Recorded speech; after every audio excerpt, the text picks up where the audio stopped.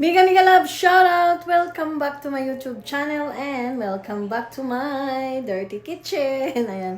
Mga kasam, andito na naman ako mga kasam. Nagkikrave po ako ng isang biko. And this time mga kasam, gusto kong mapaiba ang aking biko.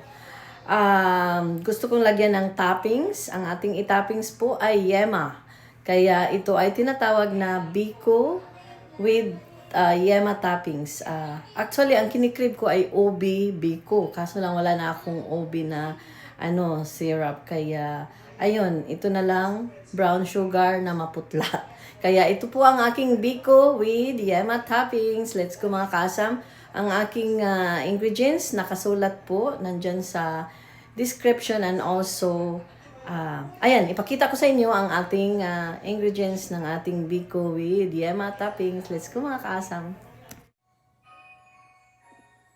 Ito po ang ating ingredients mga kaasam. Siyempre ang ating glutinous rice or malagkit na rice. At saka tatlong coconut milk, brown sugar, eggs, condensed milk, evaporated milk, vanilla, and ang ating water. Ayan, meron ding isang pinch lang na salt. Okay? Let's go start our making of our biko.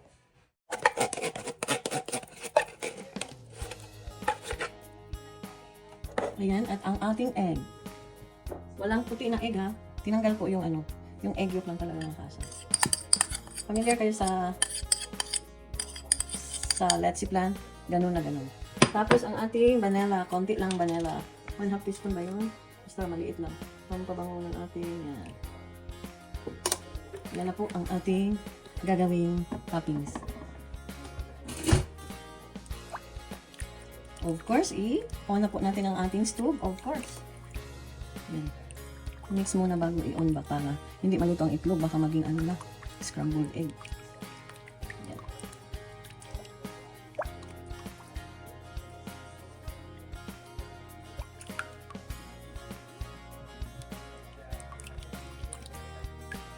Okay, habang itong lulutuin na din natin ang ating glutinous rice or malagkit na rice. Ito na ang ating rice. Ang malagkit na rice. Siyempre, hugasan muna natin para malinis ang ating malagkit. Mabilas-bilas dahil malagkit. 1, 2, 3, 4. Yan na ang ating malagkit na rice. Ilalagay na sa ating rice cooker.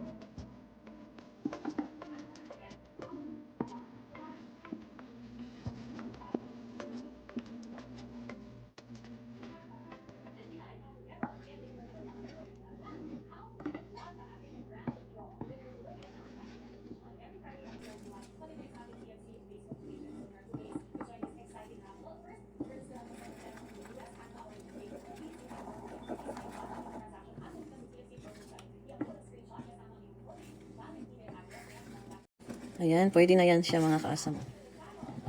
Kasi kung matigas siya, maging yema na talaga. Parang latik lang ba? Ayan, pwede na yan. Now, umpisa na natin ang ating latik para sa ating biko. Ginagawa na tayo ng latik mga kaasam.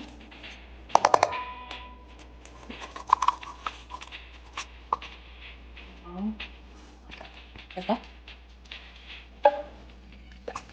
Wala ko yun.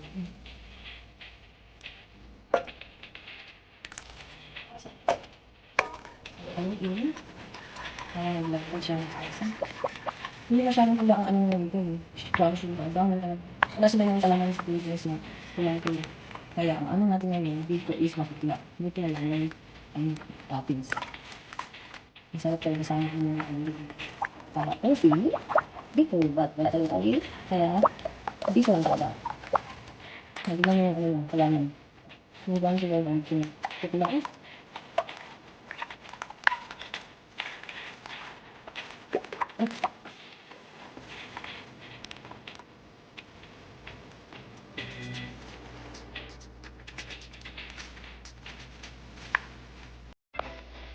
Lagyan natin ng konti asin, mga kasan, pinch lang daw talaga. Para maghalo ang panis at alat. Kaya, lalabas pa rin ang panis niya. Okay, mix. Ang ating asin. Malapit na rin naluluto ang ating malagkit na rice. Kaya, tuloy-tuloy na ang ating dessert, mga kaasam. Ang sarap, mga kaasam. Gata pa lang, masarap na. Tikman nga natin. Tikman natin. Kahit hindi siya mapula. Sabi? Sarap. Ayan. Nahintay tayo na malapit na ito, mga kaasam. Para tuloy-tuloy na. Thank you for watching. Shoutout sa mga nandyan, sa aking mga account, sa aking mga kaibigan na palaging nanonood sa aking video. Thank you so much. Hindi sabihin ko kumukulo na.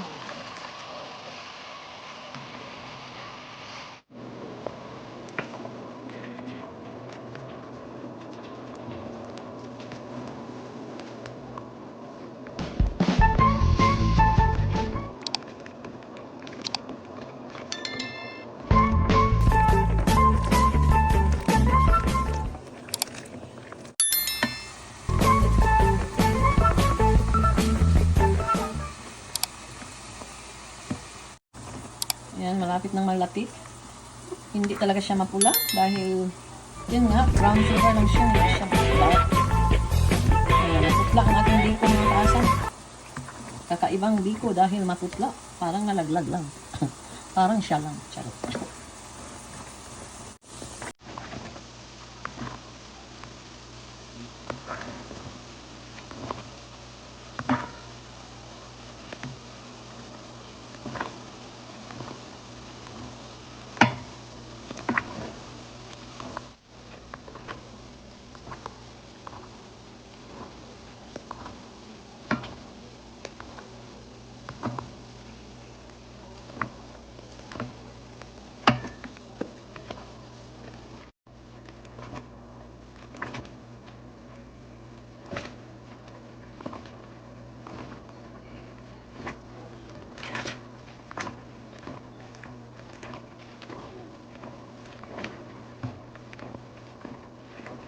Rice. Yan na ang ating rice, mga kaasam, puting-puti. Ilalagay natin dito sa ating kalamay. At mamaya-maya, ilalagay ang ating toppings na yama.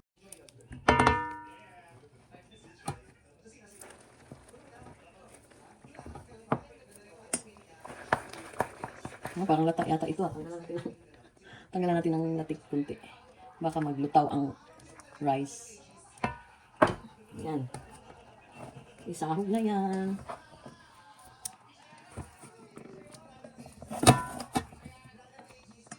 Yan. Dahan-dahan. Diba? Brown lang talaga siya, mga kaasam. Brown lang talaga ang kaya ng aking niluto. Yan. Medyo siya malata dahil masyado palang daming ano natin.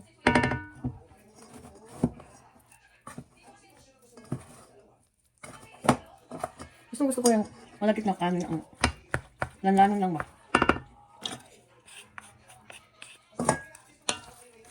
Yan.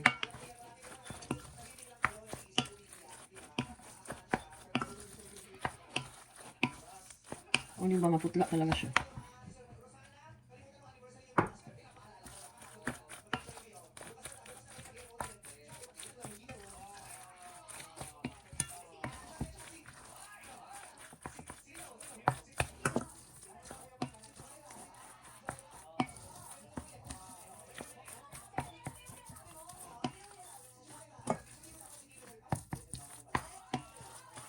Ayan na. Ilalagay na natin ating toppings na yema, mga kasam. Maputla na biko.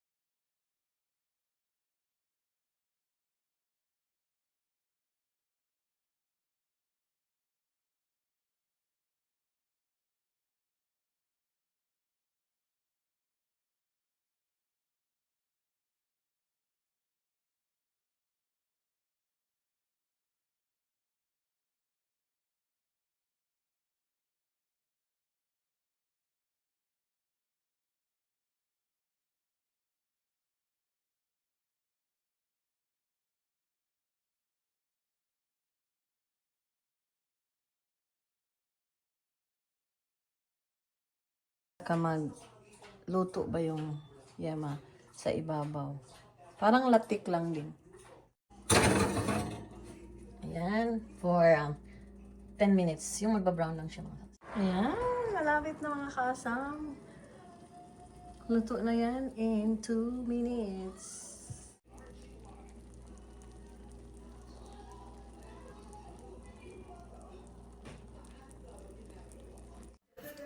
Hello! Andito na ang aking biko with yema toppings. Sarap. Hindi lang pang pamilya. Pang negosyo pa. Ang tamis ng yema, hindi mo matitikman yung, alam mo yung puol ng biko. Pero gusto ko itong kinakain pag malamig. Ayoko nang mainit kasi madali akong nasuya or na sumulan. Masarap pag malamig ito. Pero so far, now, masarap sa kape or tea. Ayan. Mega love shout out sa lahat ng aking mga kababayan. Sa aking lahat ng supporter, thank you very much sa panonood ng aking mga luto at sa aking mga videos. Bye! Salamat! See you next time!